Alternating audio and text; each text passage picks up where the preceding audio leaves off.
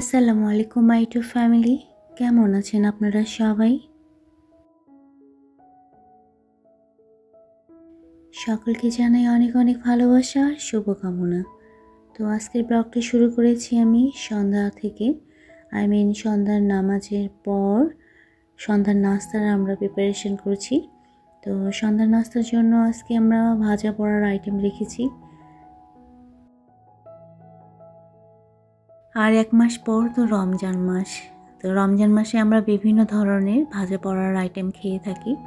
তো হঠাৎ করে কেন জানি ঠিক রমজান মাসে আমরা যেরকম ভাজা পোড়ার আইটেম ইফতারিতে রাখি ঠিক সেইভাবে খাওয়ার মন চাচ্ছিল, যার কারণে আজকে এই আয়োজনটা। আর এটা বেশ কিছুদিন ধরেই আমরা ভাবতেছিলাম যে একদিন বিভিন্ন ধরনের ভাজা পোড়ার আইটেম দিয়ে সন্ধ্যার নাস্তাটা করব। তো ফাইনালি আজকে আমরা সেটা করতেছি। তো বিভিন্ন ধরনের ভাজা পোড়া বলতে বেগুনি, আলুর চপ, ডিমের চপ, তারপর এটা ধনেপাতার পাকোড়া তো না, এটা ধনেপাতার চপ।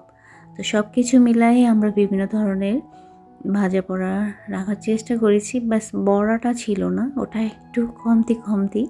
তো যাই হোক, সব কিছু ভেজে নেওয়ার পরে এখন আমার মেয়ে গরম গরম দিয়ে দিচ্ছে। আর আজকে একটু লেট হয়ে গিয়েছে, কারণ আল্লাহর কাছে শুকরিয়া যে একটা অ্যাক্সিডেন্ট হতে গিয়ে বেঁচে গিয়েছি। কি হয়েছে, কড়াইয়ের মধ্যে আমি তেল দিয়েছি, চুলার মধ্যে আগুনও জ্বালিয়েছি, কিন্তু মনে হলো তেল কম। তো চারকিনটা নিয়ে আমি তেল ঢেলে দিব, কিন্তু হাতটা একদম ফার্স্টে চারকিনটা পড়ে গিয়েছে। আর ভাগ্যিস আগুনের মধ্যে তেলটা ছিটে পড়েনি। Good morning my to family. Next day সকালবেলা সকালে নাস্তা রেডি করে নিচ্ছি তুর্যের জন্য। তুর্যও স্কুলে যাবে, ওর স্কুল যেহেতু সকাল 8টার দিকে। তো এই কয়েকদিন ধরে আসলে বাচ্চাটাকে আমি সেভাবে নাস্তা বানিয়ে দেওয়া বা কী যে খেয়ে গিয়েছে ও জানে আর ওর আপু জানে, কারণ আমি তো বাসায় ছিলাম না। তো যতটুকু আমি শুনেছি যে টিফিন নিয়ে যেত, ব্রেড খেয়ে যেত, ব্রেড মাঝে মাঝে ভাত রেখে দিত, সেটা ওভেনে গরম করে দিত, সেটা খেয়ে যেত। তো যাই হোক, আজকে সকাল সকাল উঠেছি আমি 6:30টার দিকে, উঠে ওর নাস্তাটা রেডি করে নিচ্ছি। তো ওকে নাস্তা রেডি করে দিয়েছি, আর এখন ও টিফিনটা রেডি করে দিচ্ছি। আজকে ওর কোচিং নাই, কোচিং থাকলে তো কোচিংয়ের জন্য বের হয়ে যায় 6:30টার দিকে। যেহেতু আজকে কোচিং নাই, এজন্য স্কুলেও ডিরেক্টলি চলে যাচ্ছে। আর কোচিং যদি থাকে তাহলে ও একবারই চলে যায় কোচিং থেকেই স্কুলে।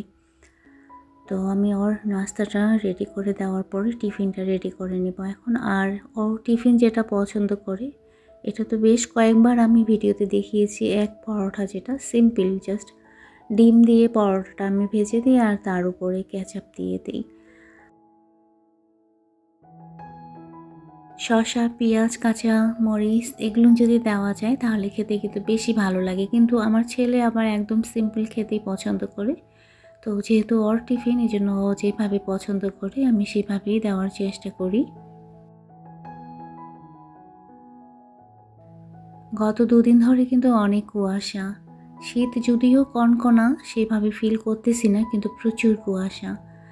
তো অন্ধকারের কারণে লাইট জ্বালিয়ে জ্বালিয়ে কাজ করতে হয়। আর ও যেহেতু চলে গেল 7:30টার দিকে, তো 7:30টার দিকে আমরা কেউ নাস্তা খাই না। আমি কি করেছিলাম, ও যাওয়ার পরে আমি আবার শুয়ে পড়েছিলাম, কারণ শীতের সময় আমাদের নাস্তার টাইমটা 9টা থেকে 9:30।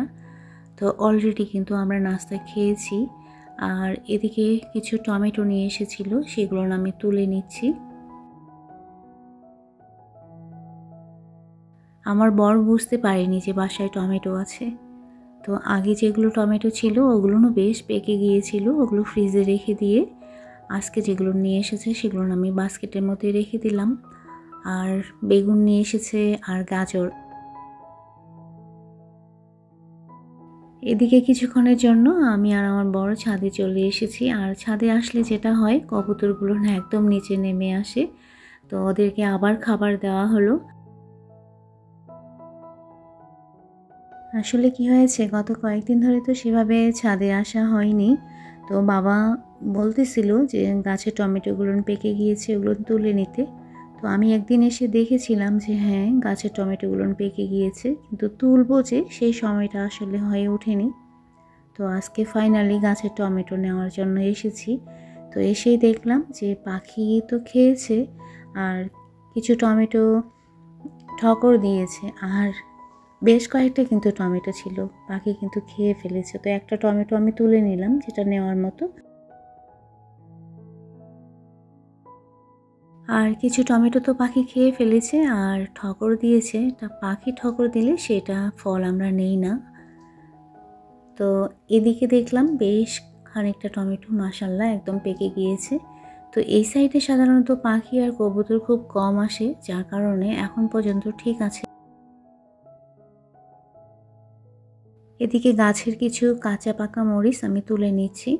বাজার থেকে মরিচ নিয়ে আসতে ভুলে গিয়েছে, আর আমিও বলিনি যে মরিচ নাই, কারণ আমি জানি মরিচ উপরে তো আছে, ছাদ থেকে আমরা যে কোনো সময়ে তুলে নিতে পারবো। তো কিছু কাঁচা পাকা মরিচ তুলে নিলাম। আর আরেকটা যেটা করব, এই যে গাছের সুইট লেমনগুলো একদম পেকে গিয়েছে আর এগুলো পড়ে যাচ্ছে। তো আমি গত এক ব্লকে বলেছিলাম যে সুইট লেমন দিয়ে জ্যাম বানাবো। তো ফাইনালি আজকে সব আমি তুলে নিয়ে, তো কিভাবে আমি জ্যাম বানাবো সেটার রেসিপি ইনশাল্লাহ আপনাদের কাছে শেয়ার করব। তো আপনাদেরকে রিকোয়েস্ট করব ভিডিওটা স্কিপ না করে ভিডিওটা কন্টিনিউ করবেন, ওকে।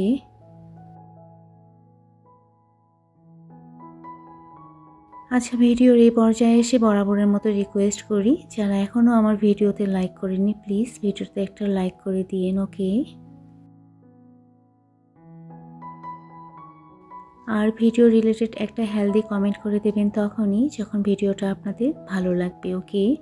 এদিকে আমি গাছের চায়না অরেঞ্জ পেকে গিয়েছিল, সে কয়েকটাও তুলে নিলাম, কারণ এগুলো এখন পড়ে যাবে যদি আমরা না খাই। তো সুইট লেমন আর চায়না অরেঞ্জ দিয়েই আমি জ্যাম বানাবো। আর এদিকে গাছের কাটা বেগুন তুলে নেওয়া হচ্ছে, সেকেন্ড টাইম আমরা তুলতেছি। আরেকবারও আমি তুলেছিলাম, তখনও ভিডিও শেয়ার করেছিলাম। তো কাটা বেগুনটা আমার বর আমাকে তুলতে দেয় না, কারণ হাতে কাটা পুড়বে দেখে। আপনারা হয়তো বা খেয়াল করেছেন কবুতর না বেগুন গাছের পাতাগুলোও খেয়ে ফেলতেছে। আসলে ওরা এত অত্যাচার শুরু করে দিয়েছে। আমি গত কয়েকবার দেখিয়েছিলাম যে ধনিয়া গাছে সুন্দর বীজ হয়েছে, তো ওই বীজগুলোও খেয়ে ফেলেছে। আজকে দেখতেছি শুধুমাত্র গাছ পড়ে আছে, ধনিয়ার যে ধরেছিল সেগুলো নাই।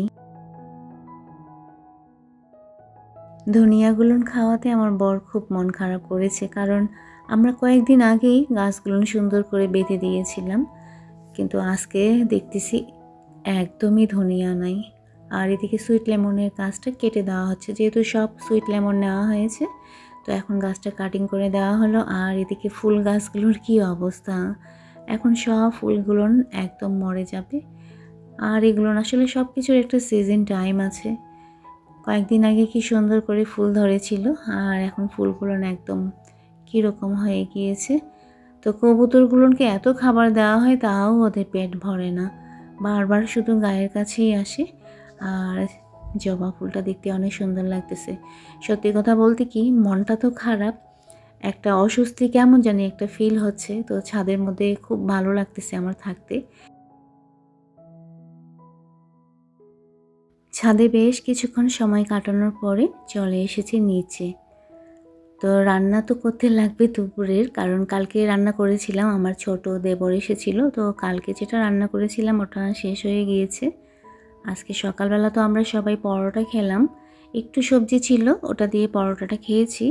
আর দুপুরের জন্য এখন রান্না করার লাগবে, কিন্তু তার আগে এই জারের মধ্যে আমি মধু ঢেলে নেব, কারণ কিছুদিন হলো এই জারটা আমি ধুয়ে রেখে দিয়েছি, কিন্তু মধু যে ঢালবো সেই সময়টা হয়ে ওঠেনি। তো আজকে ফাইনালি ঢেলে নিলাম। আচ্ছা, এই পর্যায়ে এসে আরেকবার রিকোয়েস্ট করি, যারা আজকে ফার্স্ট টাইম আমার চ্যানেলটা ভিজিট করেছেন, আজকের ব্লগটা যদি আপনাদের একটু পরিমাণ ভালো লেগে থাকে তাহলে লাইক আর কমেন্ট তো করবেন। আর এ ধরনের ডেইলি লাইফস্টাইল ব্লগ যদি আপনারা দেখতে পছন্দ করেন তাহলে আমার চ্যানেলটা সাবস্ক্রাইব করে দিয়ে আমার পাশে থাকবেন, ওকে। এদিকে আমার বর আর তুরাবি ওরা চলে গেল, এখন আমি বাসায় একা। তো রান্না বান্না করব। নিজেকে আসলে ব্যস্ততার মধ্যে রাখলে সময় যেমন দ্রুত চলে যায়, সেরকম মনটাও কিন্তু ভালো থাকে। ব্যস্ততার মধ্যে থাকলে শরীর মন দুটোই ভালো থাকে। এজন্য আমি চেষ্টা করি নিজেকে ব্যস্ত রাখার। আর নিজেকে ব্যস্ত রাখতেই হবে, কারণ বাসার কাজ এত পড়ে আছে যেগুলো করতে গেলে প্রচুর সময়ের দরকার। তো দুপুরে রান্নার জন্য ঝটপট আমি কিছু পেঁয়াজ কেটে নিলাম। মাছ রান্না করব। ফ্রিজে ছিল এত বড় বড় ইলিশ মাছ, তো সেই ইলিশ মাছের আবার ডিম হয়েছে। আপনারা খেয়াল করেন, এত বড় বড় ইলিশ মাছ। 3টা মাছ রান্না করব আমি। তো 3টা মাছে না মাথা সহ 4 পিস করে হয়েছে। আসলে মাছগুলো ছোট, কিন্তু ইলিশ মাছ খেতে পারতেছি, এটাই বিশাল ব্যাপার।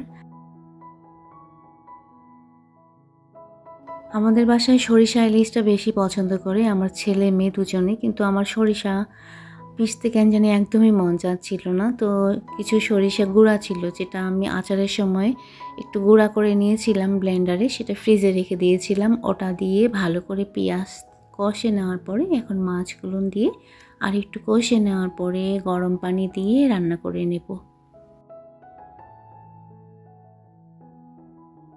আর এদিকে একদমই সময় হবে না আজকে যে আমি জ্যাম বানাবো। আমি বললাম না, ওই যে সুইট লেমন দিয়ে জ্যাম বানাবো, সেটা আমি ইনশাল্লাহ নেক্সট কোনো ব্লগে শেয়ার করব।